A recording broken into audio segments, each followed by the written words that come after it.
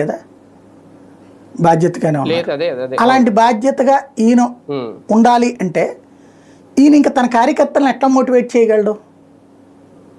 ముందు తన కార్యకర్త మనది ఏందన్నా, ఇప్పుడు అందరూ ఎక్కిరించేది ఏంది, మీవాడు ఎప్పుడు బానిసరా, మీరంతా బానిస సైనికులు రా అంటుంటారు. ఏ అప్పట్లో కమ్యూనిస్ట్ జెండా ఎత్తే పట్టుకు తిరిగారు, బీఎస్పీ జెండా ఎత్తే పట్టుకు తిరిగారు, తెలుగుదేశం జెండా ఎత్తే అది పట్టుకు తిరుగుతున్నారు, బీజేపీ జెండా ఎత్తే పట్టుకు తిరుగుతున్నారు, మీరందరూ జెండా కూలీలని వాళ్ళు విమర్శిస్తుంటారు.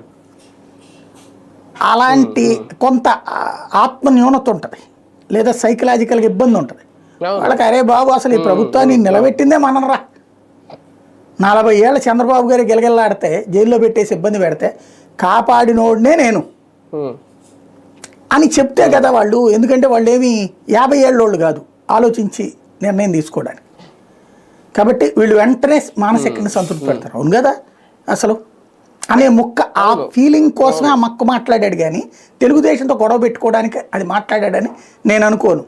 అంటే ఒకటి సార్, ఓకే, ఆ ఫీలింగ్ కోసం మాట్లాడితే ఓకే, కానీ పవన్ కళ్యాణ్ గారు ఏమన్నా ఒక రాంగ్ క్యాలిక్యులేషన్లో ఉన్నారా అనేది ఒక డౌట్. ఎందుకంటే తెలుగుదేశం పార్టీ అధికారంలోకి రావడానికి చాలా కారణాలు ఉన్నాయి. ఒక పక్క అమరావతి రాజధాని, లేదంటే వైఎస్ఆర్సీపీ తీసుకున్న 3 రాజధానుల స్టాండ్ వికటించింది, ఆ ప్రభుత్వం మీద వ్యతిరేకత ఉంది, నవరత్నాలను యాక్సెప్ట్ చేయలేదు, సోమరిపోతులు అయిపోతున్నారు. ఇన్ని కారణాలు ఉన్న వల్ల మేము గెలిచామని టీడీపీ అనుకుంటుంటే అవేమీ కాదు. ఓన్లీ జనసేన బలంతో, జనసేన